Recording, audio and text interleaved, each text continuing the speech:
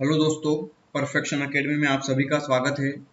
आज हम बात करेंगे 21 अगस्त 2017 को जो सेकंड शिफ्ट है जो कि 3 बजे वाली थी, उसमें जितने भी क्वेश्चन आए थे मैथ्स और रीजनिंग के 60 क्वेश्चन थे, लगभग 60-62 क्वेश्चन। ठीक है, ये डेटा फिक्स नहीं है, मिनिमम 60 है, मैक्सिमम 60, 62, 63 तक भी है। ठीक है, तो हम ये सोचते हैं कि सिर्फ 60 नंबर का आएगा तो ये गलती है, क्योंकि बहुत सारी जो हमने अभी जो 4-5 पेपर हमने करे हैं, देखो ये वीडियो नंबर 6 है। ठीक है, इसके पहले 5 वीडियो अपलोड करिए, तो मैंने जब उनमें देखा तो कम से कम 62 क्वेश्चन तो मैंने करवा दिए थे। इसके बावजूद मैंने जो नॉन वर्बल के 2-3 क्वेश्चन छोड़ दिए थे। मतलब किसी किसी पेपर में 65 नंबर तक का मैथ्स रीजनिंग आया है। ठीक है, तो ये डेटा फिक्स नहीं है। तो चलिए देख लेते हैं क्वेश्चंस। इस श्रृंखला का हमें गलत संयोजन पहचानना है। तो चलो देखते हैं 8, 14, 26। चलो मैं इसको थोड़ा बड़ा लिख दूं ताकि मोबाइल की स्क्रीन पे जो देख रहा है उसको ये प्रॉपर दिख जाए। इसमें क्या करा गया है, देखो क्या हो रहा है, ये डबल हो रहा है लगभग। देखो 8 दूना 16 से थोड़ा कम है, 14 दूना 28 से थोड़ा कम है, 28 दूना 26 दूना 52 से थोड़ा कम है। मतलब ये लगभग डबल हो रहा है ना। तो 8 दूना 16 डबल हुआ, फिर 2 कम कर दिया। 14 दूना 28, फिर 2 कम कर दिया। तो 26 दूना 52, फिर 2 कम करोगे तो 50। मतलब यहाँ पे 50 आना था, यहाँ पे कितना दिया है 48। तो 48 गलत हो गया। इसके आगे और करके देखते हैं। 50 दूना 100, 100 में से 2 कम करोगे तो 98 आ रहा है ना। मतलब यहाँ पे 50 ही होगा, तो 48 गलत है हमारा। ठीक है, यहाँ पे अगले सवाल में देखते हैं। नीचे दिए गए में हमें फिर से गलत बताना है। तो 23, 29, 31, 37, 39, 44। इसमें चलो देखो 23 से 29, फिर 2 डिफरेंस देखते हैं इनका। 6 का, 29, 30, 31, 2 का, फिर यहाँ पे 6 का, फिर 2 का, फिर 6 का। देखो 6 2 6 2 6 2 ऐसे चल रहा है ना। तो यहाँ पे अगर हम देखें तो 39 में 6 जोड़ेंगे तो 45 होना था। देखो यहाँ पे 45 होना था, लेकिन यहाँ 44 दिया है, तो यहाँ पे 44 हो गया आपका गलत। मतलब 6 2 का डिफरेंस चल रहा है। चलो, इस तरह के काफी क्वेश्चंस कर चुके हैं हम, है ना, पिछली वीडियो में। और इन क्वेश्चंस की मतलब इनको कहते हैं इंग्लिश में सिलोजिज्म।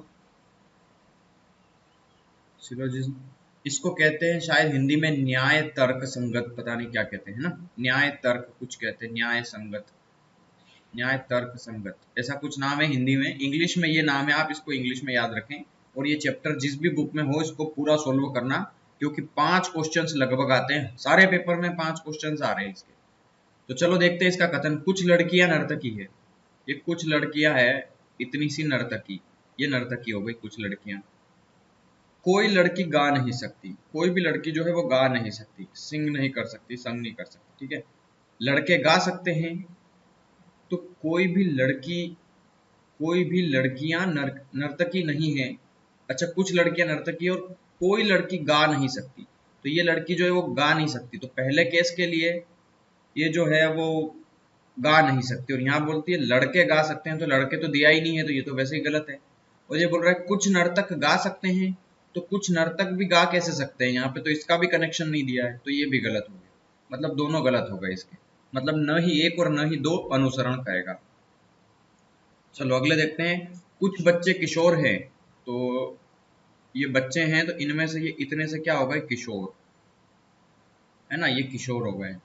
अब ये बोल रहा है कुछ किशोर बुद्धिमान है, तो कुछ किशोर ऐसे भी बन सकता है ये बुद्धिमान का, है ना, या फिर ऐसे भी बन सकता है बुद्धिमान का। ये 2 डायग्राम बनते हैं यहाँ पे, एक तो ये पूरा 3 वाला एक सीरीज ये वाली, और एक ये सिर्फ 3 वाला, है ना। तो ये बोल रहा है कुछ बच्चे बुद्धिमान नहीं है। तो देखो कुछ बच्चे बुद्धिमान नहीं है, यहाँ पे कुछ बच्चे बुद्धिमान है, लेकिन यहाँ पे कुछ बच्चे बुद्धिमान नहीं है। तो ये जो है वो गलत हो गया, क्योंकि एक तरफ है एक तरफ नहीं है।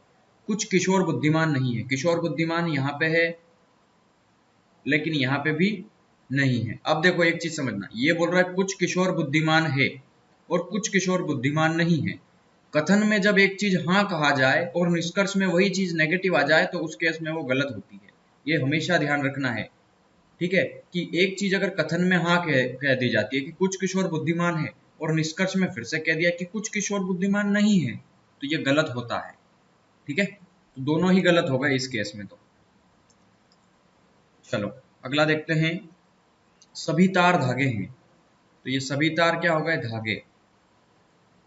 सभी धागे फीते हैं, ये सभी धागे क्या हो गए? फीते। ये बोल रहा है सभी फित्ते धागे हैं, तो सभी फित्ते कहाँ धागे हैं? इतने सारे फित्तों में से सिर्फ ये इतने से धागे हैं ना, तो ये सभी फित्ते धागे नहीं है, है ना। तो ये पहला हो गया गलत। ये बोल रहा है सभी तार फित्ते हैं, तो सभी तार फित्ते हैं, तो देखो सभी तार फित्ते हाँ है बिल्कुल, क्योंकि सभी तार जो है वो फित्ते के अंदर है, तो ये सही है। मतलब सिर्फ दूसरा अनुसरण करेगा, ऑप्शन तीसरा होगा हमारा आंसर। 52 पत्तों के बंडल से फेस कार्ड चेहरे वाला पत्ता के निकालने की क्या प्रायिकता है? देखो फेस कार्ड निकालने की प्रायिकता क्या होती है किसी भी पत्तों के अंदर, तो मैं एक बात बताता हूँ। जैसे ये चेहरे वाला पत्ता निकालना है, तो आप जानते कोई भी एक कलर का ले लो, आप चीड़ी ले लो, आप चाहे लाल ले लो, आप काला ले लो, ठीक है, कोई भी ले सकते हो आप। तो मान लिया मैंने लाल ले लिया, तो लाल वाला 1 2 3 से लगा करके 10 तक, फिर आता है जैक, जोकर, फिर क्वीन, फिर किंग। अब मेरे को बताओ चेहरे कितने होते हैं? सिर्फ इस पूरे पत्ते में चेहरे कितने होते हैं?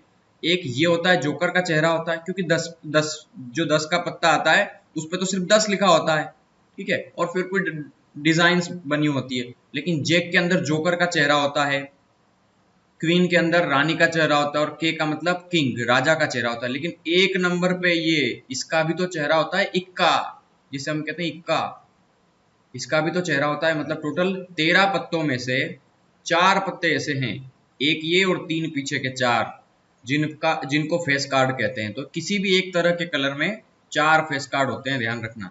तो 13 में से 4 फेस कार्ड है, तो 4/13 हो गया आपका आंसर।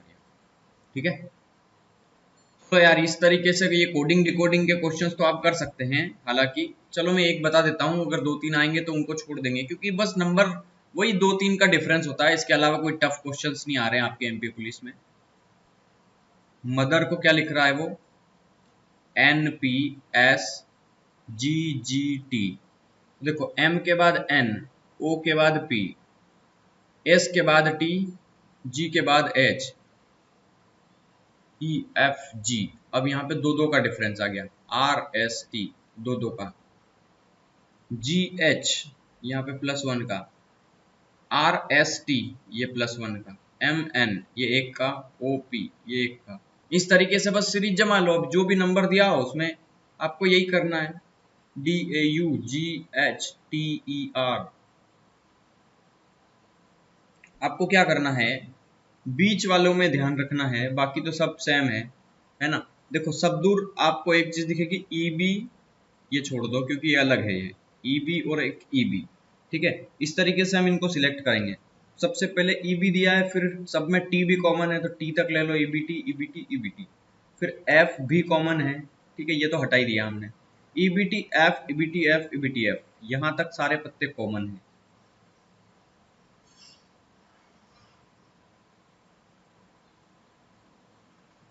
अब ये J और ये H आ रहा है, ठीक है, मतलब 3 पत्ते कॉमन हो गए इसके। तो 3 पत्ते कॉमन हो गए, मतलब अब क्या आ रहा है यहाँ पे, 3 पत्ते 4 पत्ते हो गए ना हमारे कॉमन, ठीक है, तो यहाँ तक हटा दो। अब H के बाद IJ, 2 का डिफरेंस होना चाहिए, क्योंकि यहाँ पे 2 का डिफरेंस आ रहा है, ठीक है। यहाँ पे एक चीज समझना, यहाँ पे कितने 3 और 3 6 वर्ड दिए हैं, यहाँ पे 4 और 4 8 वर्ड दिए हैं, ठीक है। तो बस थोड़ा सा समझना पड़ेगा आपको, यहाँ पे 8 वर्ड दिए, तो H के बाद HIJ, 2 का डिफरेंस यहाँ पे है, 2 का डिफरेंस यहाँ पे है, लेकिन H सेम टू सेम दे दिया। और सेम टू सेम तो यहाँ पे देखो आप किसी भी केस में नहीं था, तो ये तो गलती हो गया आपका, ठीक है। अब इन दोनों में से एक बचा, H वाला भी हो गया, तो JJ भी कॉमन आ गया, तो ये भी हटा दो। अब T बचा, तो T के बाद UV, कम से कम 2 का डिफरेंस है या 1 का डिफरेंस है, तो T के बाद U, चलो दोनों सही मान लो एक बार। अब आखिरी में R, तो O PQR, तो P से 2 जोड़ेंगे तो R होगा ना लास्ट में। O का रिलेशन तो R से बहुत दूर है, तो ये CP वाला आंसर होगा आपका, ठीक है। क्योंकि इसमें यू आ रहा है और इसमें वी आ रहा है, तो ये मैच हो सकता है कई बार, ठीक है, क्योंकि कई यहाँ पे एक का भी डिफरेंस दिया है, दो का भी डिफरेंस दिया है, ठीक है। तो इस तरीके से हम इसको सिलेक्ट करेंगे, तो ऑप्शन सेकंड होगा आपका आंसर यहाँ पे। फ्रेंड को घुमा करके देखो, यही स्पेलिंग है, FRIEND ऐसा लिखा गया है, तो इसको भी लिख दो। ये लिखा गया ALER, तो ALER और ये दोनों तो कट गए, है ना। फिर ये लिखा हुआ है TION, तो NOIT ये रहा यहाँ पे ऑप्शन बी, है ना। ऐसे ही लिखा है, बस तीन तीन वर्ड, चार चार वर्ड को आगे पीछे लिखा है। कोडिंग डिकोडिंग में MKAG इसको ये लिखा है, तो 30 75 24 को क्या लिखेगा। तो देखो 30 के लिए कौन सा वर्ड यूज किया गया है यहाँ पे, 30 मतलब 3 के लिए, तो 3 के लिए यहाँ 30, 3 कौन से नंबर पे, 5वें नंबर पे, 1 2 3 4, ये 5वें नंबर पे, है ना। तो 3 5वें नंबर पे है, तो 5वें नंबर पे यहाँ पे कौन सा वर्ड आ रहा है, 3 और 2 5, मतलब टी आ रहा है, ठीक है। तो टी सब दूर आ रहा है, तो जहां तक नंबर मैच हो रहा है वहां तक मिला दो, TP TP TP, इसका रहने दो। अब यहाँ पे देखो पहले और तीसरे को देखोगे तो इसमें भी दो चीजें मेन है, TPA तक TPA तक, है ना। मतलब ये दो जैसे दो नंबर जब तक ज्यादातर जितने ज्यादा तक मिलते हैं ना, उनकी पॉसिबिलिटी ज्यादा होती है आंसर होने की, इसलिए मैंने इन दोनों को तो पहले ही सिलेक्ट कर दिया, ठीक है। और TPA तो TPA मतलब कई बार उलझाने के लिए जानबूझ के ऐसे ऑप्शंस देता है वो, है ना। और हम भी समझ सकते हैं इस तरीके से हमें सिलेक्ट करना है इनके अंदर। तो देखो अगला ऑप्शंस देखते हैं। 3 तो हो गए हमारे वर्ड, तो 1 2 3 हटा दो। अब 5, 5 के लिए कौन सा वर्ड इसमें बताया गया, 1 2 3 4 5 6, छठा वर्ड, तो 1 2 3 4 5 6, यू कहाँ आ रहा है, ये यू आ गया यहाँ पे, ये आंसर हो गया आपका, ठीक है। टाइम बचाना है, ऐसे ही करना है हमें। 39 विद्यार्थियों की कक्षा में रवि सुमित से 7 स्थान आगे है, यदि सुमित का स्थान अंत से 17वां है तो प्रारंभ में रवि का स्थान क्या होगा। देखो ये रैंकिंग चैप्टर है ना, तो मैं इसको थोड़ा समझा देता हूँ आपको। रैंकिंग में 39 स्टूडेंट हैं, यहाँ से लगा करके यहाँ तक 39 स्टूडेंट बैठे हुए हैं एक रो में। इसमें क्या है कि कक्षा में रवि जो है वो सुमित से 7 स्थान आगे है, यदि सुमित का स्थान आखिरी से 17वां है, तो ये स्टार्ट है, ये लास्ट है, एंडिंग है ना। तो एंडिंग से 17वें स्थान पर कौन है, सुमित है 17वें स्थान पर। और ये बोल रहा है कि रवि जो है वो सुमित से 7 आगे है, तो रवि जो है वो इससे भी 7 आगे है, रवि 7th पोजीशन पे। तो ये बोल रहा है प्रारंभ से रवि का स्थान, यहां से रवि की कौन सी पोजीशन है हमें वो बताना है। तो मेरे को एक बात बताओ, पहले सुमित की स्थिति, सुमित है ना, हाँ सुमित की पोजीशन निकाल सकते हैं। अगर वो लास्ट से अगर हम गिने तो 17वें नंबर पे आ रहा है, तो स्टार्टिंग से कौन से नंबर पे आ रहा है, तो टोटल 39 में से 17 घटा देते हैं हम, तो कितना आ गया 22, ठीक है 22वां। लेकिन इधर से गिनेंगे तो एक जुड़ के आता है, क्योंकि ये उस स्थान पे तो खुद भी तो बैठा है, एक स्थान उसका नहीं गिना जाता है अगर हम रिवर्स गिनते हैं तो अगर सीधे गिनेंगे तो ये स्थान भी गिना जाएगा, मतलब 22 और एक कितना 23वां, तो 23वें स्थान पर आगे से बैठा हुआ है सुमित और पीछे से 17वें पे है, ठीक है। तो यहाँ पे सुमित बैठा हुआ और सुमित से 7 स्थान इधर है रवि, है ना।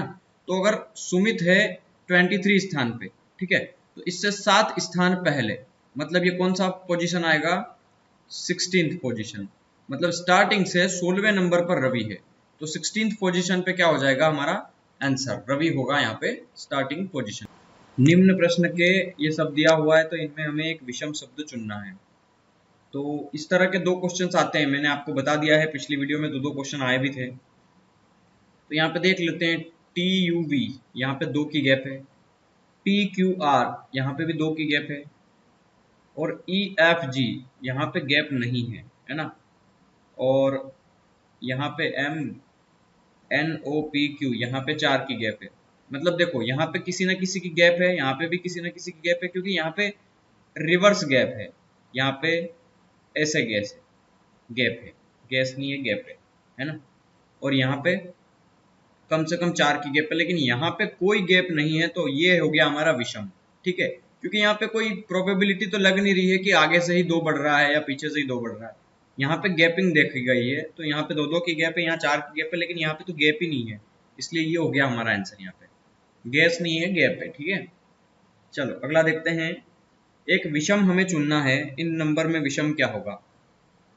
तो देखो 8 के बाद 9 है, 9 के बाद 12 है, 12 के बाद 17 है, 24 है और 32 है।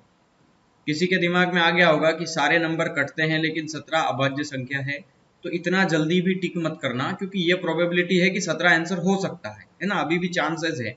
लेकिन सबसे पहला काम है हमें इसके और तरीके ढूंढना है, ठीक है, क्योंकि कई बार नंबर ऐसे हो जाते हैं जिसको हम देखते ही ऐसे सोचने लगते हैं कि 17 अभाज्य संख्या है, बाकी सब वो है। तो ये तो पहली प्रोबेबिलिटी, इसके अलावा भी तो दूसरा कोई तरीका हो सकता है ना। पहले हम चेक कर लेते हैं इसको। 8 से 1 जोड़ेंगे तो 9, 9 में 3 जोड़ेंगे तो 12, 12 में 5 जोड़ेंगे तो 17, 17 में 7 जोड़ेंगे तो 24। देखो 1 3 5 7, तो ये 9 का डिफरेंस आना चाहिए। तो 9 और 1 10 3 13, यहाँ पे 33 होना चाहिए। देखो यहाँ पे 33 होना चाहिए, लेकिन कितना दिया है 32, तो विषम क्या है 32। देखो ये प्रोबेबिलिटी है इसकी। 20 आप 17 लगा देते, आंसर गलत हो जाता, ठीक है। जब कोई कंडीशन नहीं लगती है, नंबर सीरीज का मतलब ये है कि एक सीरीज बनती है, वहां पे एक ओड नहीं सिलेक्ट करना। ओड क्वेश्चंस अलग ही आएगा कि एक जो है आप इसमें से एक अलग चुनिए, ठीक है। तो अलग की कंडीशन में 17 आंसर हो जाएगा। जब ये प्रोबेबिलिटी ये तरीका किसी तरह का फॉलो नहीं होगा तो फिर 17 ही आंसर होगा। लेकिन जब तक रेशो का या डिफरेंस का जो खेल है वहां तक हम 17 को आंसर नहीं लगा सकते। लुप्त संख्या चुनना है और इस सीरीज को कंप्लीट करना है। तो देखो 20, 19, 17, फिर कुछ है, फिर 10 है, फिर 5 है। तो 20 से 19 हो गया, एक कम, 19 से 17 दो का, 17 से इसका 3 का होना चाहिए, तो ये 14 आ जाए अगर मान लो। तो ये यहाँ पे 4 का हो रहा है कि हाँ हो रहा है, और यहाँ पे 5 का डिफरेंस, 1 2 3 4 5 का डिफरेंस, तो यहाँ पे 14 होगा तभी पॉसिबल है, तो 14 आंसर हो जाएगा।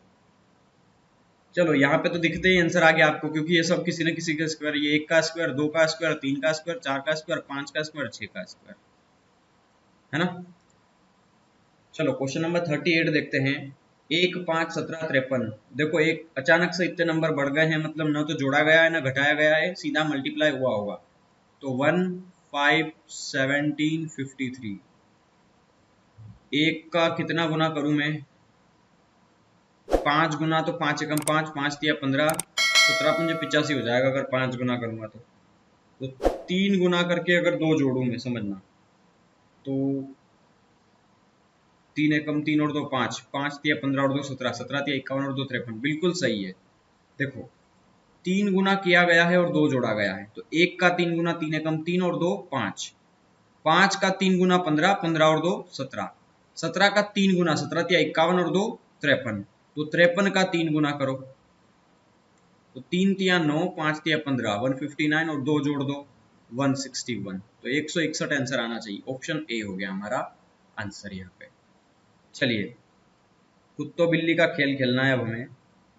क्या बोल रहा है, कुछ बिल्ली कुत्ते हैं, तो कुछ बिल्ली, इतनी सारी बिल्ली में से इतनी क्या हो गई, कुत्ते। ये बिल्ली हो गई, ये कुत्ते हो गया। कोई कुत्ता काला नहीं है, कोई भी कुत्ता जो है वो काला नहीं है, तो ये काला अलग शब्द हो गया बिल्कुल, क्योंकि इसका रिलेशन नहीं है। ये बोल रहा है कुछ बिल्ली काली है, तो कुछ बिल्ली काली कोई प्रोबेबिलिटी नहीं है इसकी, तो ठीक है, तो ये तो गलत ही हो गया। बिल्ली का काली से रिलेशन एक तरफ बना दूंगा, दूसरी तरफ नहीं बनाऊंगा तो गलत होगा। अब ये बोल रहा है कुछ बिल्ली काली नहीं है, ये बोल रहा है देखो कुछ बिल्ली काली नहीं है, कुछ बिल्ली काली नहीं है, और यहाँ बोल रहा है कुछ बिल्ली काली है। तो देखो कुछ बिल्ली काली है, तो काली है की कोई प्रोबेबिलिटी नहीं है, लेकिन कुछ बिल्ली काली नहीं है, हाँ तो काली तो नहीं है बिल्कुल, ये तो पक्का है कि बिल्ली काली नहीं है, कुछ या थोड़ी या कितनी भी काली तो नहीं है, क्योंकि कनेक्शन नहीं है ना। तो ये इसकी चांसेस हैं 99%, तो हम इसको टिक कर सकते हैं, लेकिन इसको तो गलत ही करना पड़ेगा। मतलब दूसरा हम कह सकते हैं कि हो सकता है, ठीक है। तो निम्न में से क्या 5 सही 2/3 से बड़ा है, तो देख लेते हैं हम सोल्व करके, है ना, क्योंकि सोल्व करने के बाद ही हम इनको गेस कर पाएंगे। ऐसे डायरेक्ट सीधा आंसर बताना भी मैं बता देता हूँ आपको कैसे करेंगे। पहले आप इसको सोल्व करेंगे तो ये 5 सही 2/3 आया, इसको हम सोल्व करेंगे, देखना। तो 6 पंजे 30, 30 और 5 35/6। अब यहाँ पे देखेंगे तो 5 चौक 20 और 3 23/5, 7 चौक 28 और 2 30/7, और 12 पंजे 60 और 5 65/12। अब देखो आप, ये पूछ रहा है कि कौन सा इन निम्न में से क्या इससे बड़ा है, तो हमें इससे बड़ी संख्या ढूंढनी है ना, इससे बड़ी संख्या हमें ढूंढनी है। तो मेरे को एक बात बताओ, क्या, देखो ये लगभग कितना दिया है, 5 + 2/3 दिया है ना, ये इसको मैं लिख सकता हूँ ऐसा, है ना, ये होता ही ऐसा है एक्चुअली। 5 + 2/3 आप इसको सोल्व करोगे तो वापस वही 5 या 15 और 2 17/3, और 17 को फिर से डिवाइड करोगे 3 से तो वही 5 सही 2/3 ही बनेगा, ठीक है, यही बन जाएगा। मतलब इसको हम अलग अलग खोल सकते हैं प्लस लगा करके। तो ये तो 5 तो है लगभग, फिर प्लस 2 में 3 का भाग दोगे तो 0.16 के आसपास कुछ आ जाएगा ये, है ना, तो 5.16 के आसपास, मतलब 5 से तो बड़ा ही, 5 से बड़ा ही नंबर आएगा ये। तो 5 से बड़ा तो 4 है ही नहीं, और ये भी 4 नहीं है, तो ये दो ऑप्शंस तो वैसे ही कट गए, बचा सिर्फ पहला और चौथा ऑप्शन, ठीक है। तो अब देखो, यहाँ पे भी 5 दिया है, यहाँ पे भी 5 दिया है, यहाँ पे भी 5 दिया है, 5 से 5, 5 से 5 कैंसिल कर देते हैं। अब इस 2/3 से बड़ा क्या 5/6 है, हमें वो देखना है।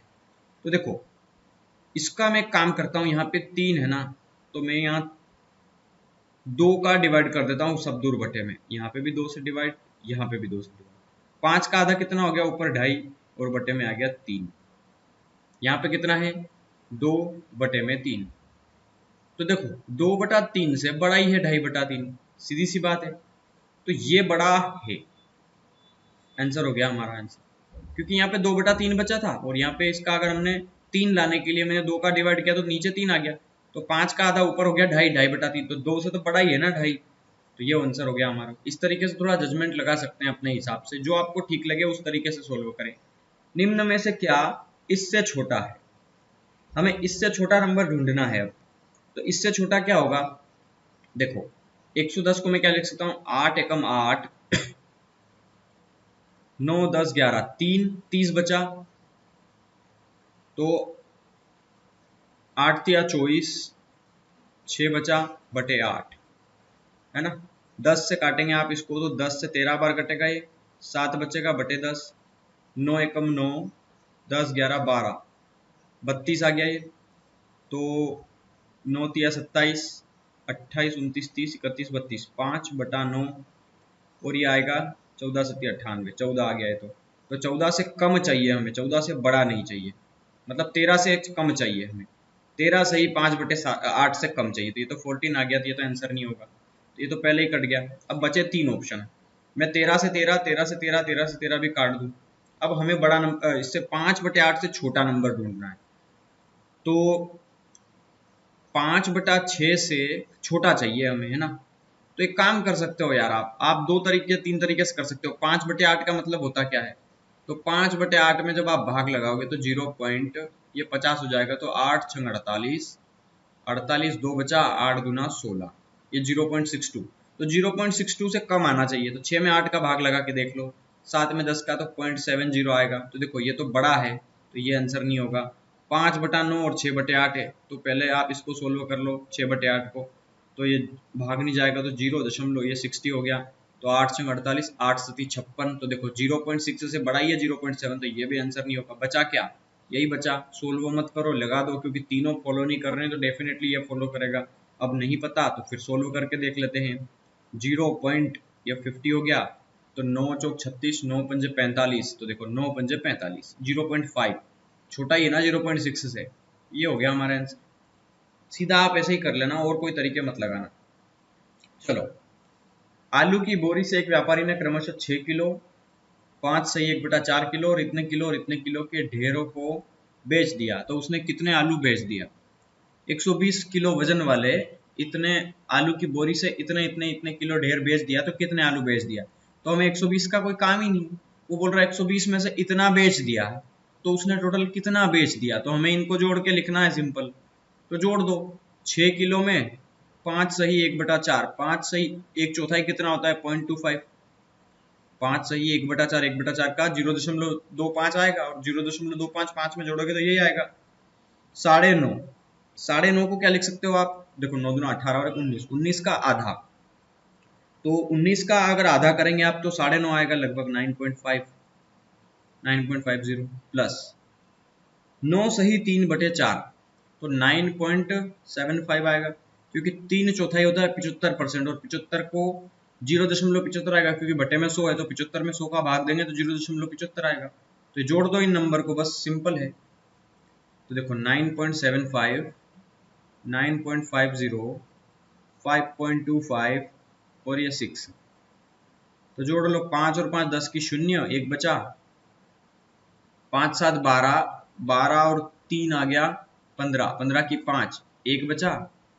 तो 9 और 1 10, 10 और 9 19, 19 और 6 25 और 5 30, 30.50, मतलब 30.5 के लगभग। ये रहा आंसर आपका ऑप्शन ए। इस तरीके से कर लेना इसको। दो संख्याओं का योग पहली का 5/2 है, दूसरी संख्या पहली का कितना परसेंट है? तो दो संख्याओं का योग, मान लो पहली संख्या x है, दूसरी संख्या y है, तो दो संख्याओं का योग पहली का, पहली मान लो x, x का 5/2 है, मतलब ये अगर 2 है तो ये 5 है, क्योंकि इनका जो योग है वो इसका 5/2 है। तो 5/2 मतलब यही होगा कि 2 का 5/2 करोगे तो 2 से 2 कटेगा तो ये 5 होगा। और x अगर इसमें 2 दिया है तो y कितना है? देखो x अगर, देखो समझ लो, दोनों का योग टोटल मिलाकर के कितना है? 5 है। इसमें से अगर x 2 दिया है तो y कितना बचा? 3। ये बोल रहे दूसरी संख्या मतलब y पहली का कितना परसेंट है? तो देखो ऐसे ही लिख सकते हैं, दूसरी संख्या 3 बराबर पहली संख्या का कितना परसेंट। तो पहली संख्या x मतलब 2 का कितना परसेंट है? तो मान लो x परसेंट है तो x बटा 100 है ना। अब आप चाहें तो इसको 100 का मल्टीप्लाई इधर करेंगे तो 300, 300 बटा 2, या 2 से इसको काट देंगे 50, तो 50 दिया 150। लेकिन यहाँ पे ऑप्शंस थोड़े गलत दिए हैं आई थिंक, है ना। यहाँ पे 150% आना चाहिए। अगर दूसरे तरीके से x मान के बताऊं मैं इसको, तो ये बोल रहा है दो संख्याओं का योग। तो मान लो पहली संख्या प्लस दूसरी संख्या, दो संख्याओं का योग, पहली संख्या मतलब x का 5/2 गुना है। तो 2 का मल्टीप्लाई इधर करेंगे तो 2x प्लस 2y बराबर कितना दिया है? 5x। तो यहाँ पे 2y तो है, 2x इधर जाएगा तो बराबर में कितना आएगा? 3x। मतलब यहाँ पे अगर मैं x अपॉन y निकालूंगा तो आएगा ये 2/3, है ना। तो x 2 दिया है, y 3 दिया है, इन दोनों का योग 5 भी है, ठीक है। ये बोल रहा है दूसरी संख्या पहली का कितना परसेंट है। तो दूसरी संख्या कितनी है? 3, वो पहली का कितना परसेंट है? तो पहली कितनी दी है? 2, 2 का कितना परसेंट है? तो ये 150% ही आएगी यहाँ पे भी, ठीक है। तो 150 आंसर होना चाहिए। ये गलत तरीका दिया है यहाँ पे ऑप्शंस का, है ना। If the sum of two numbers is ये, the second number is what percent of first, मतलब जो दूसरी संख्या है वो पहली का कितना परसेंट है। तो पहली मतलब 2 का कितना परसेंट, हाँ तो 150 ही आंसर आएगा इसका, ठीक है। 15 साल पश्चात खान की आयु 5 साल पहले उसकी आयु की 5 गुनी है। तो देखो खान की आयु आज मान लो 100 साल है, तो 5 साल पहले कितनी थी? x minus 5। 14 साल बाद कितनी होगी? x plus 14। तो ये बोल रहा है 15 साल बाद, 15 साल बाद, अच्छा 14 साल नहीं 15 साल बाद। तो 15 साल बाद खान की आयु 5 वर्ष पहले उसकी आयु का 5 गुना थी। तो 5 साल पहले उसकी आयु का कितना गुना थी? 5 गुना थी, बस ये। तो आप कैलकुलेट कर लो इसको, 5x माइनस 5 पंजे 25 बराबर x प्लस 15। तो x इधर आएगा, 25 उधर जाएगा, तो ये हो गया 4x, क्योंकि 5x में से गया x तो 4x, 4x बराबर 15 और 25 हो गया 40, है ना। तो 4x से 10 कटेगा 10 बार, तो आज उसकी वर्तमान आयु कितने साल की है? 10 साल की है। आप इसको ऑप्शन से भी कर सकते थे बिना इसके, ठीक है। आज अगर उसकी आयु है 10 साल, समझना, तो 5 साल पहले उसकी आयु थी कितनी? 5 साल। और 15 साल पहले उसकी आयु कितनी होगी? आज 10 का है तो 15 साल बाद कितने का होगा वो? 25 का। 15 10 25, ठीक है। ये बोल रहा है कि 5 साल पहले उसकी आयु की 5 गुना थी, तो 5 साल पहले उसकी आयु की कितना गुना है? देखो 5 का 5 गुना ही तो है ये आंसर आप ऐसे ही लगा सकते हैं, लेकिन ऑप्शंस में हमें चारों चेक करना पड़ता, इसलिए हमने ऑप्शंस यूज नहीं किए।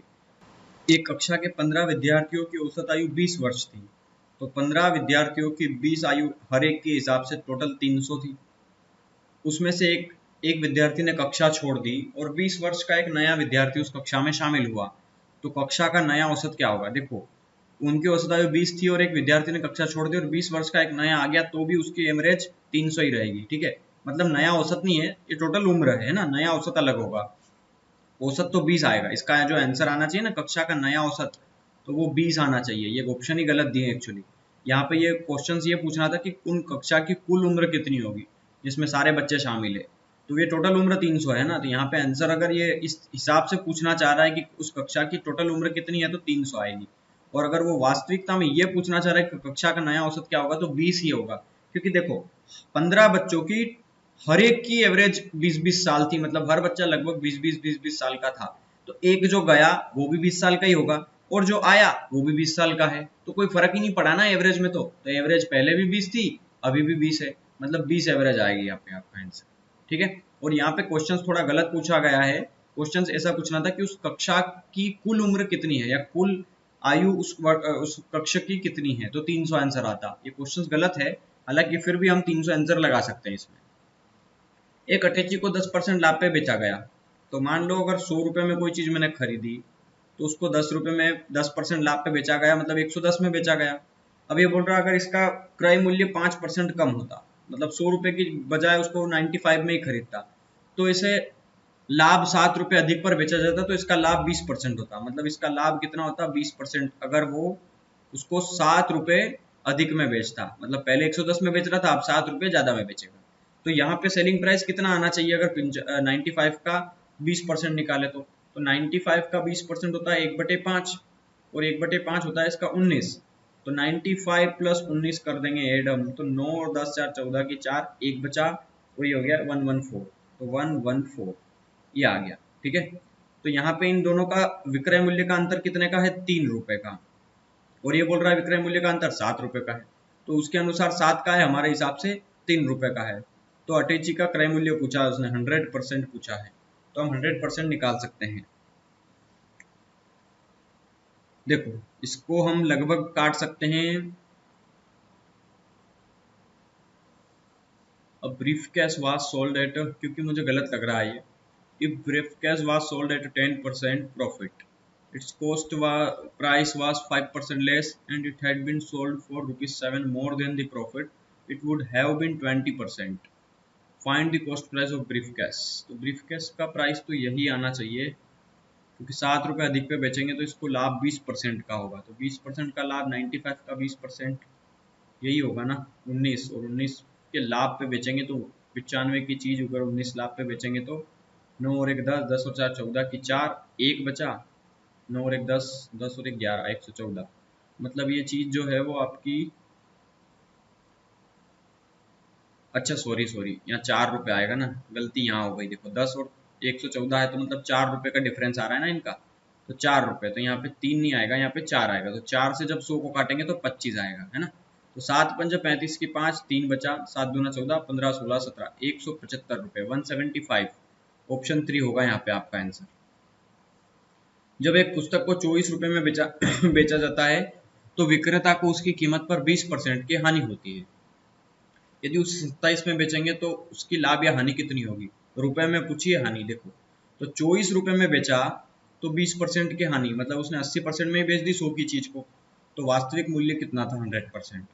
तो बस 20 चौक 80, 20 पंजे 100, 6 चौक 24, 6 पंजे 30, मतलब 30 रुपए उसका क्या था क्रय मूल्य था, और अभी भी है। अब ये बोल रहा है यदि उसे अगर वो 27 रुपए में बेच दे, तो 30 रुपए की चीज अगर 27 रुपए में बेचेंगे तो 3 रुपए का नुकसान होगा ना, तो 3 रुपए की हानि हो जाएगी। ये हो गया आपका आंसर यहाँ पे। ऐसी कौन सी संख्या है जिसका 16% ये है, तो अगर 192 16% है किसी संख्या का, तो उसका ओरिजिनल नंबर 100% क्या होगा, तो 16 से काट दो इसको, 16 एकम 16, 16 दूना 32, 1200 ऐसी संख्या है जिसका 16% 192 होगा। एक्स और वाई की आयु इतनी है, 25 वर्ष बाद उसकी आयु का अंतर 20 वर्ष का होगा। देखो एक्स वाई 5:4 में दिया है और 25 वर्ष के बाद उनकी जो आयु का डिफरेंस होगा, चलो ठीक है ऐसे समझना, अगर x की वर्तमान आयु में मान लेता हूं आज x और y, मैं इसको ऑप्शन से करने वाला हूं क्योंकि बहुत जल्दी हो जाएगा। अगर x का रेशो दिया है 5:4 में और वो बोल रहा है 25 वर्ष बाद इनकी आयु का अंतर 20 वर्ष का होगा, तो देखो अगर मैं x की आयु पूछी है तो x की आयु अगर मैं 100 मानूं तो मैं 100 मानने के लिए इसमें कितने का गुणा करूंगा 20 का, तभी 100 आएगा ये, तो 20 का मल्टीप्लाई यहाँ भी करना पड़ेगा, तो 20 चौक कितना आएगा ये 80। मतलब आज इनकी उम्र कितनी है 100 और 80 है। ये बोल रहा है 25 वर्ष के बाद उनकी आयु का अंतर 20 होगा, ये 25 साल बाद 125 का होगा, ये 25 साल बाद कितने का होगा 8 और 2 10, 5, 105। तो 105 और 120 इनके आयु का अंतर 20 का आ गया ना। 125 और 105 का अंतर 20 का ही तो है, और ये बोल रहा है 25 वर्ष बाद उनके आयु का अंतर 20 का होगा। ऑप्शन ए ही हो गया आपका आंसर इसका तो। ठीक है, इसको सीधा हम लगा सकते हैं ऑप्शन से, ऑप्शंस के थ्रू जो है वो जल्दी से इसका आंसर आ जाएगा, और इसको ऐसे ही करना है। चलिए 14 नंबर का क्वेश्चन देखते हैं।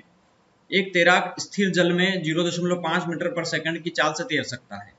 25 मिनट में वो कितनी दूरी तय करेगा, वो भी मीटर में। तो देखो 0.5 मीटर जा रहा है वो 1 सेकंड में, तो मुझे चाहिए 1 मिनट में कितना, तो 60 का मल्टीप्लाई करूंगा, क्योंकि सेकंड में मिनट, सेकंड को मिनट में बदलने के लिए 60 का मल्टीप्लाई करूंगा तो ये मिनट में आ जाएगा। और मिनट में नहीं चाहिए मुझे, टोटल 25 मिनट में कितनी दूर जाएगा, तो 25 का फिर से मल्टीप्लाई कर दो। तो 60 का मल्टीप्लाई 5 में तो 300 होता है, लेकिन एक दशमलव हट जाएगा तो मतलब कितना बचेगा 30, और ये 25, तो 25 या 75, 750 मीटर आएगा हमारा आंसर। ठीक है, 18 पुरुष 26 दिनों में एक कार्य करते हैं। तो देखो 18 पुरुष 26 दिनों में कोई एक कार्य करते हैं, तो 13 पुरुष उसी कार्य को कितने दिनों में करेंगे, 13 दूना 26, तो 18 दूना 36। 270 को दो भागों में इस प्रकार विभाजित किया गया है कि पहले भाग के दुगने, देखो पहले भाग के तिगुने, सॉरी देखो यहाँ समझना, दो भाग हैं x और y, इनको 270 में इस प्रकार बांटा गया है। तो मान लो एक भाग x है, दूसरा भाग y है, इन दोनों को टोटल 270 रुपए में बांटा गया है, मतलब दोनों के पास 270 रुपए हैं। अब ये बोल रहा है पहले भाग का 3 गुना, तो पहले भाग मतलब x का 3 गुना, दूसरे भाग के दुगने मतलब दूसरे भाग y के दुगने का योग जो है वो 630 रुपए है ना। तो लघु भाग ज्ञात कीजिए, छोटा वाला, लघु मतलब छोटा होता है ना, स्मॉलर पार्ट। तो लघु भाग, छोटा भाग बताना है हमें। तो अगर मान लिया जाए एक से छोटा भाग है ना, तो हम निकाल लेंगे छोटा वाला भाग। देखो यहाँ पे एक इक्वेशंस बन चुकी है, अगर मैं डबल कर दूं इसको तो 27 गुना कितना होगा 54, और इसको घटा दूं इसमें से तो ये कट जाएगा, ये बचेगा सिर्फ x बराबर, इसमें से ये घटाएंगे आप तो कितना बचेगा 90, है ना। 90 तो बच रहा है, 9 10 3 13 बिल्कुल। तो ये छोटा वाला भाग कितना आ गया 90, ये आंसर हो गया आपका। यदि एक रेखा जो कि 10 सेंटीमीटर लंबी है 3:5 में विभाजित है, तब दोनों परिणामी रेखाओं की लंबाई बताओ। मतलब एक ये रेखा है जिसको मैंने बीच में से काट दिया, किस अनुपात में, 3 और 5 के, मतलब 3x और 5x के रेशो में काट दिया, और टोटल लंबाई कितनी है इसकी 10 मीटर। मतलब हमारे हिसाब से टोटल इसका योग दिया है 10, और उसके हिसाब से टोटल योग दिया है 8x, 5 और 3 8x। तो x की वैल्यू कितनी आएगी 10/8, इसको सोल्व कर लेंगे तो कितना आएगा 8 एकम 8 दशमलव 2 बचा, 8 दूना 16, 4 बचा, 8 पंजे 40, ओके 1.25। तो हमें दोनों परिणामों की रेखा की लंबाई चाहिए। एक तो 3x की वैल्यू निकाल लो, एक 5x की, x आ चुका है, तो 3 गुना 1.25 कर लो, और यहाँ पे 5 गुना 1.25 कर लो, तो ये आएगा 6.25 पंजे 125, 6.25, और ये आएगा 3 एकम 3.25 या 75, 3.75। तो 3.75 और 6.25 ये ऑप्शन हो गया हमारा आंसर। यहाँ Q R से उतना ही छोटा है जितना वह T से बड़ा, और R और T का योग दिया है 50 वर्ष, तो R और Q की आयु का अंतर बताओ। देखो Q जो है वो R से उतना छोटा है, मतलब जो Q है वो R से छोटा है, मतलब R बड़ा है ना, तो R माइनस Q करना पड़ेगा। हमेशा ये चीज ध्यान रखना है आपको, है ना। जब भी बोला जाए, जिसको बड़ा बोला जाए वो प्लस में लिखना है, और जो छोटा है उसको माइनस में लिखना है। Q R से उतना छोटा है, तो Q जो है वो R से उतना छोटा है, मतलब Q छोटा है R से, तो R बड़ा है, तो R प्लस का, और जो छोटा है उसको माइनस के साथ, बराबर।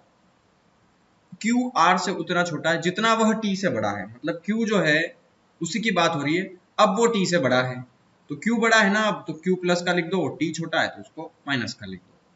तो यहाँ पे इस T को इधर ले आएंगे तो R प्लस T बराबर, ये कितना हो गया Q और Q 2Q। ये बोल रहा है R और T की आयु का योग 50 वर्ष है, तो R और T इन दोनों की जगह में लिख दू 50, तो 2 से ये 50 कटेगा तो 25 आ गया, मतलब Q की वैल्यू कितनी आ गई 25 वर्ष। ये बोल रहा है Q और R की उम्र बताओ। अब देखो Q और R की उम्र हमें बताना है, तो मेरे को बताओ आप क्यू और आर की उम्र आप निकाल सकते हो क्या? क्योंकि देखो क्यू की तो दी है लेकिन आर की तो उम्र दी नहीं है। इसका मतलब ऑप्शन 4 होगा आपका आंसर, डेटा अपर्याप्त है।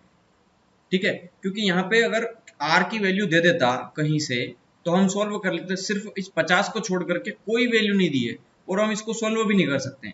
तो इसका आंसर आएगा C and D, can not determined. ठीक है, इसको सिद्ध नहीं किया जा सकता है। एक बाजार सर्वेक्षण में 20% ने उत्पाद ए चुना, 60% ने उत्पाद बी को चुना, जबकि शेष लोग अनिश्चित थे। यदि जिन्होंने उत्पाद बी को चुना और जो अनिश्चित है उन लोगों के बीच का अंतर 720। बहुत सरल क्वेश्चन है। देखो ए बी अनिश्चित, क्या है ये समझना। एक बाजार में सर्वे किया गया जिसमें 20% लोगों ने प्रोडक्ट ए को खरीदा, 20% लोगों ने 60% लोगों ने प्रोडक्ट बी को चुना और बाकी के लोग चुप थे, अनिश्चित थे। ठीक है, मतलब मान लो 100% कोई प्रोडक्ट था पूरा, तो उसको 20% लोग ये खा गए, 60% लोग ये खा गए, तो 60 और 20 80 खा गए। तो इसका मतलब ये था कि 20% लोगों ने कुछ नहीं खाया। ठीक है, अब ये बोल रहा है कि जिन्होंने उत्पाद बी को खाया और जिन्होंने कुछ नहीं खाया उनका अंतर 720 है। तो जिन्होंने बी को खाया और जिन्होंने कुछ नहीं खाया उनका डिफरेंस दिया है 720 का। चुना मतलब मैं बोल रहा हूँ ऐसे ही। तो यहाँ पे इन दोनों का डिफरेंस परसेंटेज में कितना है, 40% का। वो बोल रहा है 720 का है, तो 720 हो गया हमारा 40% की वैल्यू। तो उस सर्वे में कितने लोग थे, तो 100% निकाल लो। इससे ये कट गया, 18 चौक 72 होता है ना, 18। तो 18 का 100 में मल्टीप्लाई करेंगे तो 1800 आंसर हो जाएगा हमारा। ए 18 दिन में किसी काम को करता है, बी 15 दिन में करता है। बी 12 दिनों के लिए कार्य करता है फिर छोड़ देता है, बचा हुआ कार्य ए करता है। 18 15 90 एलसीएम आ गया, 18 पंजे 90, 15 छंग 90। ठीक है, दोनों मिलकर के एक दिन में 5 और से 11 कार्य करते हैं। अब ये बोल रहे हैं बी 12 दिनों के लिए कार्य करता है। बी 12 दिनों के लिए कार्य करता है फिर कार्य छोड़ देता है, तो अकेला ए बचे हुए कार्य को कितने दिनों में करेगा?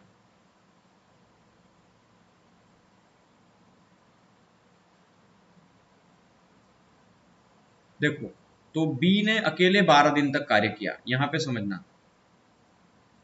बी अकेला 12 दिन तक कार्य करता है। बी एक दिन में कितना कार्य कर रहा है, 6। तो 12 दिन में कितना कार्य कर देगा, 12 छंग 72। ठीक है, उसके बाद उसने कार्य छोड़ दिया है ना, फिर ए कार्य कर रहा है बचा हुआ, तो 90 में से 72 कार्य हो गया, बचा कितना, 18 कार्य। ठीक है ना, 8 और 2 10, 7 2 1 9। ठीक है, मतलब 18 कार्य बचा और उस बचे हुए कार्य को ए कर रहा है। और ए एक दिन में कितना काम करता है, 5 कार्य। उसको करना कितना है, 18 कार्य। कितने दिन लगेंगे, 5 या 15, 16 17 18। ये आंसर हो गया आपका। देखो इसको सोल्व करो, 18/5 को, 5 या 15, 16 17 18, 3 बचा बटे में 5। यही तो होगा आंसर, ऑप्शन 4। 364572 संख्या में 3 और 5 के स्थानीय मानों का योग बताइए। देखिए यहाँ पे स्थानीय मानों का जो योग होगा वो 5 और 3 के स्थानीय मान। ठीक है, तो देखो नंबर क्या है, 364572। स्थानीय मानों का योग चाहिए हमें। ठीक है, संख्या का योग नहीं चाहिए।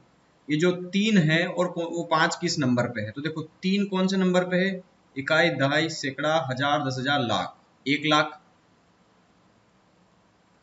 ठीक है, हालांकि ये 3 जो है वो 3 लाखवें नंबर पे है। ठीक है, तो 3 लाख आएगा। और 5 कौन से नंबर पे, इकाई, दहाई, सैकड़ा, तो ये सैकड़े नंबर पे, मतलब सैकड़ा मतलब 100 होता है, जो 100 गुना 5 500। तो 3,05,000 आना चाहिए, लेकिन ऑप्शंस में नहीं दिया है। ठीक है, ये तो फिर इसका ऑप्शंस क्वेश्चन भी गलत नहीं है। तो फिर हम दूसरे तरीके से इसको सोचे, अगर हम देखो, एक तो ये तरीका हो गया, दूसरा ये है कि ये नंबर जो है 3 वो 1 लाख नंबर पे है, तो 3 जो है वो 1 लाखवें स्थान पे है। ठीक है, और 5 जो है वो 100वें स्थान पर है, मतलब इकाई, दहाई, सैकड़ा 100वें स्थान पर है। तो आप इसको देखेंगे तो ये जरूर आपको ऑप्शन में मिलेगा, 10 100 100 100।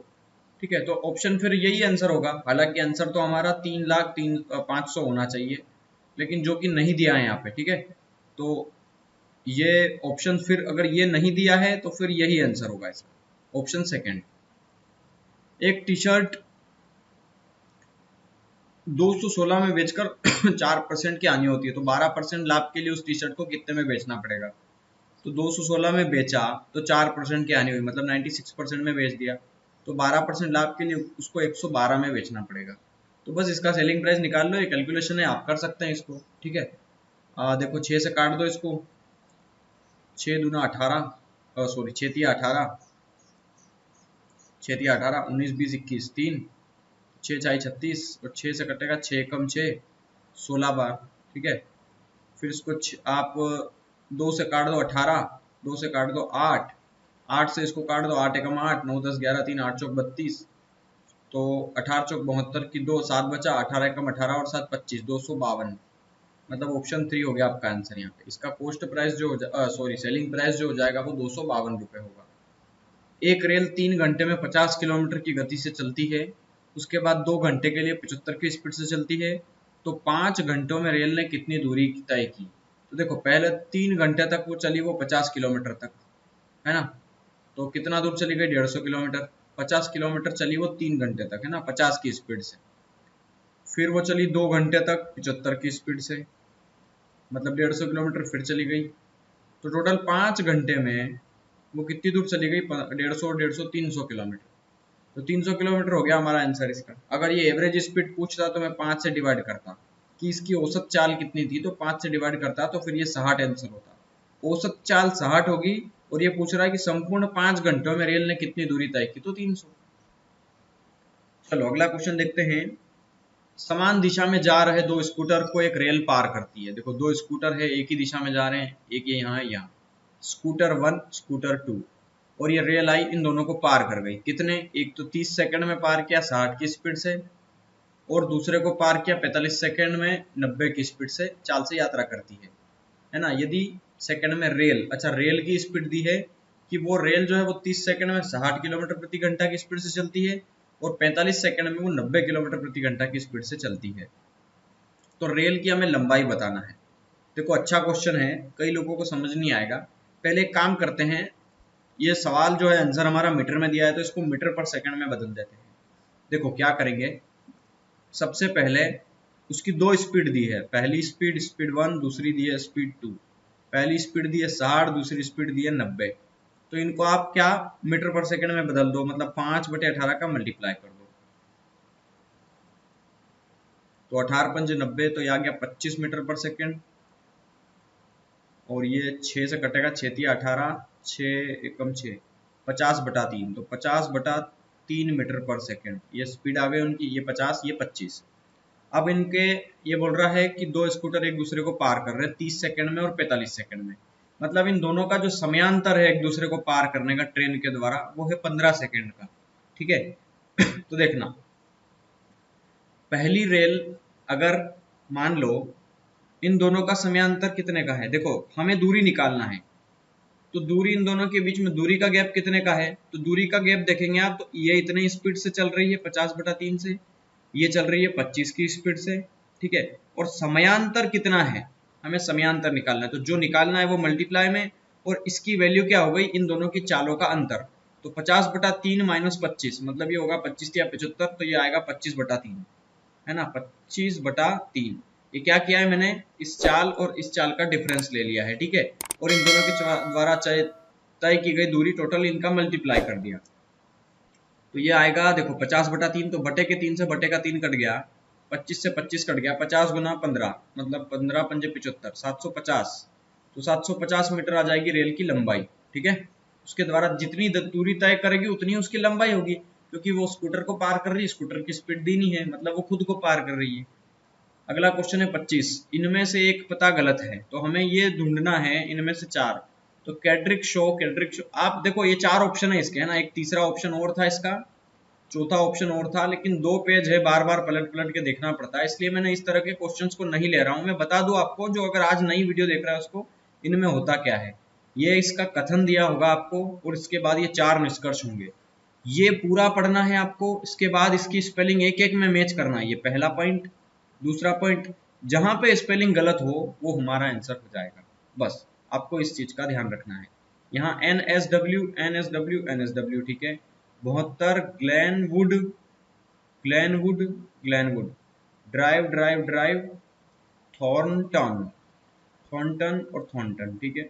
Australia Australia Australia, Cedric Shaw Cedric Shaw Cedric Shaw. देखो ये ऑप्शंस तो बिल्कुल सही हैं। जो बाकी के ऑप्शन है मैंने नहीं लिए हैं, उनमें अगर आप चेक करते तो कोई ना कोई गलती मिल जाती है, एक छोटी सी स्पेलिंग की मिस्टेक, बस हमें वही ढूंढना है इसमें, तो ये आप कर सकते हैं, ठीक है। अब क्या दिया है और प्रेम के अभी, यहाँ अभी इधर है, अभी और प्रेम के पास कुल 3000 रुपए है। तो देखो ये है अभी, ये है प्रेम, इसके पास टोटल दोनों के पास 3000 रुपए हैं। हालांकि अभी को 400 रुपए देने के पश्चात प्रेम को ज्ञात होता है कि उसके पास अभी की धनराशि का 1/4 है उसके पास। मतलब देख लो, अभी अभी को 400 रुपए देने के पश्चात प्रेम को पता चलता है। तो देखो एक अभी है, एक प्रेम है, इनकी सैलरी का रेशो में निकाल दूं। अगर अभी के पास मान लो 100 रुपए है, तो अभी को 400 रुपए मिल गए, तो अभी को 400 रुपए मिल गए किससे? प्रेम से। तो पहले तो आप ये देखो पैसा कितना है, इसके पास अगर x है तो इन दोनों के पास टोटल 3000 है, तो इसके पास कितना बचा? 3000 माइनस x, क्योंकि टोटल पैसा तभी तो होगा, इन दोनों को जोड़ दो आप, x से x कट जाएगा, तो दोनों का पैसा 3000 आ जाएगा। तो मान लो इसके पास अगर x है 3000 में से, तो इसके पास 3000 माइनस x है। अब ये बोल रहा है कि 400 रुपए दे दिए, अभी को 400 रुपए दे दिए, तो अभी को 400 मिल गए इसमें से, तो इसके पास कितने हो गए? x प्लस 400, ठीक है। तो इसमें से 400 गए, तो इधर कितना बचा? सिर्फ 2600 बचा, तो 2600 माइनस x बचा। और जब ये पता चला प्रेम को कि उसके पास अभी की धनराशि का 1/4 है, मतलब ये जो प्रेम है इसके पास, ये जो अभी की राशि है इसका 1/4 है किसके पास? इस प्रेम के पास। तो बस इसको सोल्व कर लो। देखो x प्लस 400 बराबर, आप चाहें तो इसका क्रॉस मल्टीप्लाई कर सकते हैं, 26 दूना 52, 52 दूना 104 00, है ना, बराबर माइनस, अब माइनस का 4x है, तो माइनस का 4x इधर आएगा तो प्लस का ये 5x हो जाएगा, और ये बचेगा 10,000। 5 से काट देंगे इसको तो 2000 आएगा। x की वैल्यू कितनी आ गई? 2000 रुपए। x की वैल्यू 2000 है, मतलब अभी के पास 2000 रुपए थे, ठीक है। तो इसके पास कितने बचे थे? 1000 रुपए, क्योंकि तभी तो 3000 रुपए होंगे। अब ये बोल रहा है कि वर्तमान में अभी के पास कितने बचे हैं। तो देखो ये बोल रहा है कि अभी को 400 रुपए दे दिए प्रेम ने, तो प्रेम ने 400 दे दिए, तो इसके पास कितने हो गए? 2400 रुपए। तो इसके पास कितने बचे? प्रेम के पास 600 रुपए, ठीक है। अब प्रेम के पास उतना बचा जितना अभी का 1/4, तो अभी का 1/4, इसका 1/4 कितना होगा? 600, तो देखो 600 ही तो बचे इसके। तो बस वर्तमान में अभी के पास कितना रुपए है, तो अभी के पास तो अभी जो है वो 2400 रुपए है, ठीक है। यहाँ पे ऑप्शन शायद गलत दिए हैं, क्योंकि अभी के अच्छा ये क्वेश्चन, हाँ बिल्कुल क्वेश्चन गलत है ये, क्योंकि यहाँ पे अभी का नहीं पूछना था, प्रेम का पूछना था, ये अभी गलत दिया है। यहाँ पे वर्तमान में प्रेम के पास कितने पैसे हैं, तो प्रेम के पास हमने निकाला है 600 रुपए है, और प्रेम के जो पैसे हैं वो, देखो पूरा क्वेश्चन सही है, बस ये लास्ट में गलत पूछ लिया इसने, अभी का नहीं पूछेगा, क्योंकि अभी के पास तो 2400 रुपए बचे हैं जो कि ऑप्शन में नहीं दिया है, ठीक है। और अभी के पास 2400 रुपए बचे हैं, उसके बावजूद अगर यहाँ प्रेम का पूछता तो प्रेम का जरूर 600 आएगा। तो ये जो 600 आंसर है वो प्रेम का है, ये क्वेश्चन में मिसप्रिंट है। इस तरह की मिसप्रिंट काफी आती है। देखो ये क्वेश्चन मैंने 2 बार ले लिया है, ठीक है। चलो अगला देखते हैं। एक त्रिकोण मतलब त्रिभुज और एक समांतर चतुर्भुज जो समान आधार पे बने हैं, एक ही बेस पे बने हैं, एक त्रिभुज बना है, एक चतुर्भुज बना है, ठीक है। उनके क्षेत्रफल समान है, एरिया बराबर है। तो समांतर चतुर्भुज की ऊंचाई 5 है, तो त्रिकोण की ऊंचाई क्या होगी। देखो सरल क्वेश्चन है, दोनों का एरिया बराबर रख दो, इसकी हाइट, इसका ब्रेथ, है ना, लेंथ ब्रेथ, हाइट ब्रेथ, ठीक है। तो इसका त्रिभुज का क्षेत्रफल क्या होगा? 1/2 इंटू बेस इंटू हाइट बराबर समांतर चतुर्भुज का क्षेत्रफल क्या होता है? बेस इंटू हाइट, है ना। अब ये बोल रहे समांतर चतुर्भुज की ऊंचाई, ऊंचाई कितनी दी है? 5, तो हाइट कितनी दी है यहाँ पे? 5, तो ये बी से बी कट गया, क्योंकि ये तो सेम है ना, ब्रेथ मोटाई, मतलब इनकी चौड़ाई तो सेम होगी ना जितनी इसकी, क्योंकि एक ही आधार पे बने हैं तो साइज एक जैसी होगी उनकी। तो हाइट कितनी निकल के आएगी यहाँ पे त्रिभुज की, 2 इधर गया तो 2 पंजे 10, तो हाइट आ गई 10 आपका आंसर। ठीक है, 3a और 15ab का एलसीएम बताना है हमें। तो इन दोनों का एलसीएम क्या होगा, देखो दोनों में जो कॉमन हो, एक तो a कॉमन है और आप इनका एलसीएम ले सकते हो 15a, ठीक है। तो 15ab ये एलसीएम होगा बड़ा नंबर, क्योंकि छोटे नंबर से ये पूरा कटता है ना। तो ये हो जाएगा हमारा एलसीएम 15ab, तो 15ab होगा हमारा आंसर। नीचे दी गई श्रृंखला में गलत संयोजन पहचानना है। तो देखो यहाँ पे मैच करो, H P O P R, H P O P R, H P O P R, H P O P R, 8752, ये देखो 8952 दिया है यहाँ पे, 8752, 8752, 8752, यहाँ पे 9 दे दिया। तो ये फोर्थ वाला गलत है, फोर्थ वाला यहाँ पे दिया है, मतलब ऑप्शन ए आंसर होगा इसका। औसत निकालिए, इन सबको जोड़ करके कितनी 6 संख्या है तो 6 से भाग दे देना, इन सबको जोड़ देना। ये सरल सवाल है, ये आप कर लेना, सारे नंबर को जोड़ देना, 33 में 40, 40 में 47, 47 में 54, 54 में 61, 61 में 71, इन सबको जोड़ना, 300 400 के आसपास कुछ नंबर आएगा, उन सबको आप क्या करेंगे, जोड़ देंगे, और जोड़ने के बाद 6 से, क्योंकि ये 6 संख्या है, 6 से डिवाइड कर देना, आंसर आ जाएगा। एवरेज का हर एक पेपर में क्वेश्चन आता है और आप कर लेंगे, बहुत सरल क्वेश्चन आता है। 3x minus 8 equal upon 2x equal to 1 दिया है, तो x का मान बताना है, तो x का मल्टीप्लाई उधर कर दो 2x का, तो ये हो गया 3x minus 8 equal to 2x, तो x इक्वल टू आ गया 8 आंसर। कैसे आया, 2x को इधर ले आओ, तो 3x minus 2x equal to 8, तो 2x में से गया 3x में से गया 2x, तो बचा x, x बराबर 8, 8 आंसर हो जाएगा आपका। एक आयताकार हॉल की फर्श का क्षेत्रफल, आयताकार कमरा है, इसकी जो नीचे वाला जो फर्श है जहाँ पे हम टाइल्स लगाते हैं उसका एरिया दिया है 960। तो हम जानते हैं कि आयत का क्षेत्रफल क्या होता है, लंबाई गुना चौड़ाई, बराबर दिया है 960। यदि कारपेट का उपलब्ध आकार 6 मीटर इंटू 4 मीटर है, तो हाल की फर्श को ढकने के लिए कारपेट कितना चाहिए। सिंपल है, सिंपल, बहुत सरल क्वेश्चन है ये तो।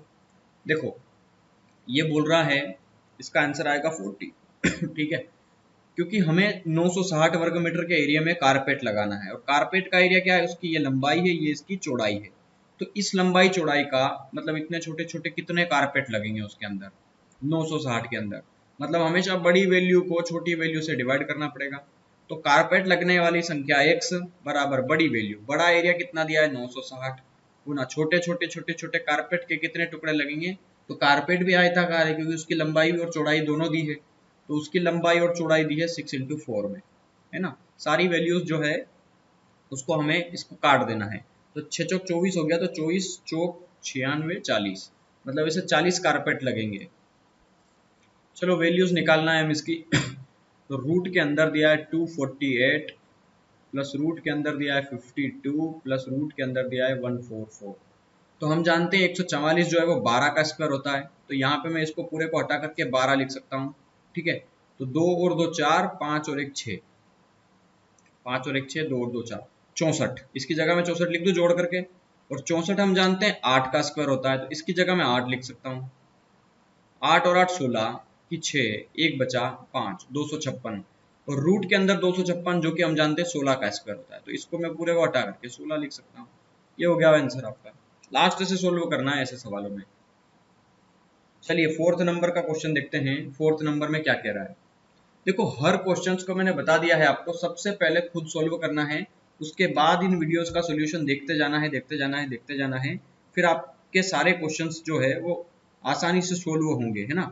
आपको कुछ नहीं करना है, सबसे पहले पेन उठाना है, पेन उठाते ही खुद सोल्व करना है, ठीक है। तो चलिए ये सबसे पहले ये क्वेश्चन आप खुद करेंगे, इसके बाद मेरा जो सॉल्यूशन है वो देखेंगे। एक समांतर चतुर्भुज के आसन्न कोण 1:3 में दिए हैं। ये एक समांतर चतुर्भुज है जिसकी सारी साइड्स समांतर है, बराबर है। इसके आसन्न कोण एडजेसेंट साइड, ये वाली साइड बराबर, पास पास वाली। तो छोटा कोण बताइए, तो ये दिया है 1 और ये दिया है 3, मतलब 1x और 3x में। हम जानते हैं जो समांतर चतुर्भुज है उसके आसन्न कोणों का योग 180 डिग्री होता है ना। आमने सामने के नहीं बोल रहा हूँ, पास पास के, चाहे ये दोनों ले लो चाहे ये दोनों ले लो, इन दोनों का जो सम है, इन दोनों का सम, ये पास पास वाले, इनका 180 होता है। तो 3 और 1 कितना हो गया 4। हमारे हिसाब से 180 होता है, रेशो में कितना दिया है 4। हमें चाहिए छोटा वाला कोण, छोटा वाला मतलब 1 की वैल्यू। तो 4 से 180 कटेगा, 45 चौक 180, तो 45 डिग्री का हर एक एंगल होगा इसका। एक वृत्त की परिधि दी है 44 सेंटीमीटर, इसका व्यास बताओ। तो वृत्त की परिधि होती है 2 पाई r, जो कि दिया है 44। तो देखो हमें क्या चाहिए, उसका व्यास मतलब 2r की वैल्यू चाहिए। तो 2r को ऐसे ही रहने दो, और 44 है बटे में आ गया पाई। पाई कितना होता है 22, और बटे का ये 7, तो 22 गुना 44, 7 गुना 14, मतलब ये आ गया इसकी व्यास कितना हो गया 14 सेंटीमीटर। अंग्रेजी वर्णमाला के एक स्वर के चयनित होने की प्रायिकता क्या है? अंग्रेजी वर्णमाला का एक शब्द हमें चयन करना है स्वर के चयनित होने की। देखो अंग्रेजी वर्णमाला में जो वोवेल होते हैं, वोवेल्स, वो कितने होते हैं, ए, ई, आई, ओ, यू। और एबीसीडी के वर्ड कितने होते हैं टोटल 26। तो 26 में से एक स्वर चुनना है, तो एक कोई सा भी हो सकता है, मतलब टोटल पॉसिबिलिटी 5 की है। तो 5/26 पॉसिबिलिटी है कि एक स्वर चुना जाएगा। 7 की पावर m बराबर 343 है, तो m का मान कितना होगा? देखो 7 की पावर m है, तो 343 को मैं क्या लिख सकता हूँ, 7 का क्यूब। ठीक है, तो m बराबर कितना होगा 3, क्योंकि पावर की बात हो रही है यहाँ पे, नीचे नीचे वाले बेस की बात नहीं हो रही। ये बोल रहा है m का मान कितना होगा, तो यहाँ पे किसका क्यूब है, ये 3 का क्यूब है, तो 3 आंसर हो जाएगा। ये पेपर तो जिसका भी था यार, बहुत सरल पेपर था। देखो ये 12वां क्वेश्चन जो है वो कैंसिल किया गया है व्यापम के द्वारा। ठीक है, इसको हटा दिया गया है। हो सकता है इस क्वेश्चन में मिसप्रिंट हो कुछ। ठीक है, तो इसके लिए ये कैंसिल क्वेश्चन है। अब डोंट वरी, अगर सही होता तो मैं इसको पूरा सोल्व करके बताता, क्योंकि गलत है तो इसका आंसर भी गलत आएगा, ऑप्शंस में नहीं होगा आई थिंक। ठीक है, चलो देखते हैं। वह छोटी से छोटी संख्या निम्न है जिससे गुणा करने पर, और हाँ, ये जो क्वेश्चन है इसके जैसे मैंने 2 चैप्टर पूरे करवा दिए हैं, एक एस डी यादव में और एक आर एस अग्रवाल का पूरा सोल्यूशन करवाया, जिसमें मैंने कंपाउंड इंटरेस्ट का पूरा चैप्टर कराया है। तो ये तो बहुत बेसिक क्वेश्चन है, इससे बड़े बड़े जो हार्ड लेवल के क्वेश्चन है मैंने सारे कराए हैं और बिल्कुल ट्रिक से करवाए हैं, आप वो सारी वीडियोस देख लेना। वह छोटी से छोटी संख्या निम्न है जिससे गुणा करने पर 36 जो है वो एक पूर्ण घन बन जाए। देखो ये कह रहा है कि वो छोटी छोटी इन ऑप्शन में से क्या होगी जिसको 36 से गुणा कर देंगे तो वो एक घन बन जाएगी। तो घन के लिए पॉसिबिलिटी क्या होती है कि उसकी पावर 3, मतलब वो नंबर 3 बार होना चाहिए, ए गुना ए गुना ए। तो मेरे को एक बात बताओ, 36 में ऑप्शन में किसका गुणा करूँ कि ये 3 बार हो जाए? तो देखो मैं 36 को लिख सकता हूँ 6 गुना 6, है ना। तो 6 गुना 6 को अगर मैं एक और 6 से गुना कर दूंगा तो ये फिर 6 की पावर 3 हो जाएगा ना, मतलब ये घन बन जाएगा। तो सीधा आंसर है ये, तो आप बिना पेन के आप सीधा देखकर ही आंसर लगा सकते हो कि 6। एक वस्तु का विक्रय मूल्य इतना है, क्रय मूल्य इतना है, लाभ प्रतिशत निम्न होगा। देखो ये जिसका भी पेपर था ना ये वो तो बन गया होगा पुलिस वाला, क्योंकि बहुत ही सरल पेपर है यार। इससे हद से ज्यादा पेपर, ये तो इससे ज्यादा सरल कोई सा भी पेपर आज तक नहीं देखा है मैंने। मतलब देखते ही आंसर लग रहे हैं, ऐसे ऐसे क्वेश्चन आ रहे हैं। अब ये देखो ये क्या क्वेश्चन है, 620 का क्रय मूल्य है, 713 रुपए इसका सेलिंग प्राइस है, तो लाभ कितना होगा? तो ये हो गया 80, 90, 93, मतलब 93 का जो है वो लाभ हो गया यहाँ पे।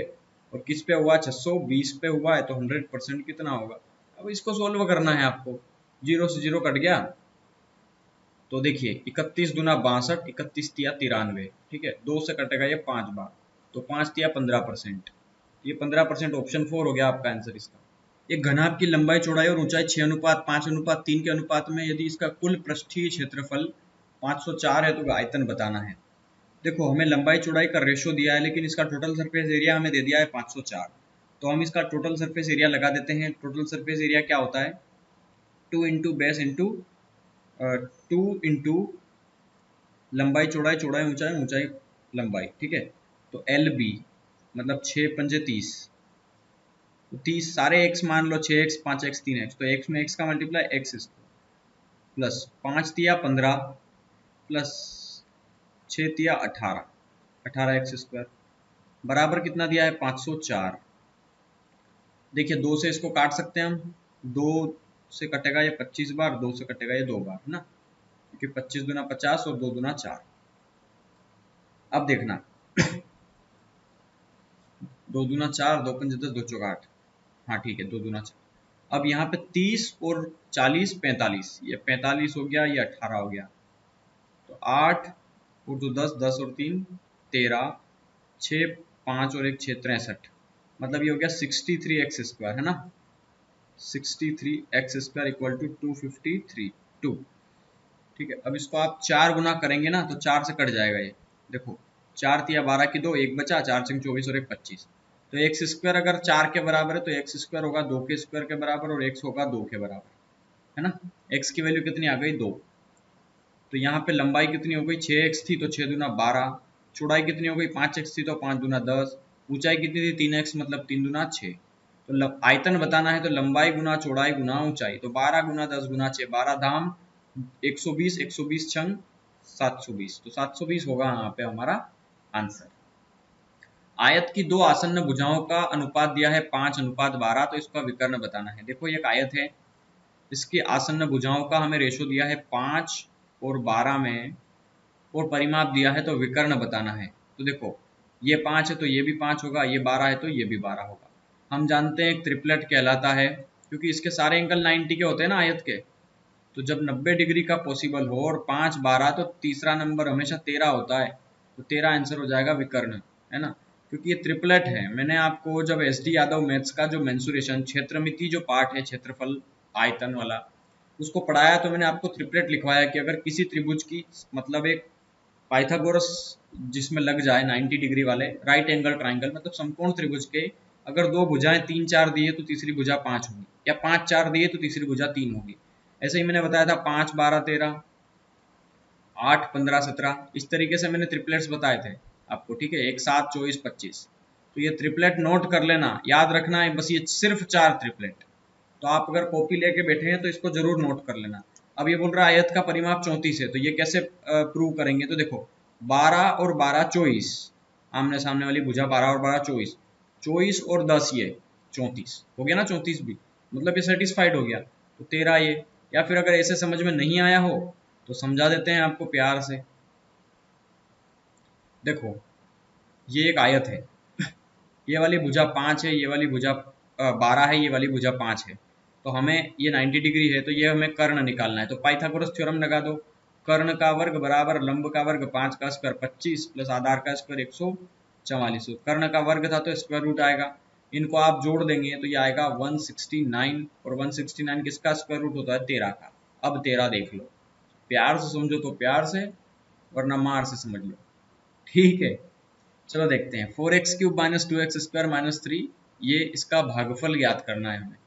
तो 4x³ माइनस 2x² माइनस 3 को हमें डिवाइड करना है 2x² माइनस 1 से। तो 2x का मल्टीप्लाई इसमें करेंगे तो 2, तो 2 दूना 2, 2x², अच्छा 2x का मल्टीप्लाई होगा क्योंकि तभी तो 2x³ होगा, ये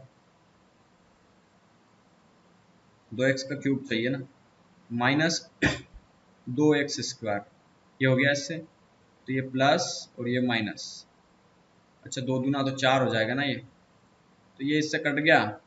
और 1 का मल्टीप्लाई इस 3 में करेंगे ना तो प्लस का 3 आएगा, सॉरी ये नहीं आएगा।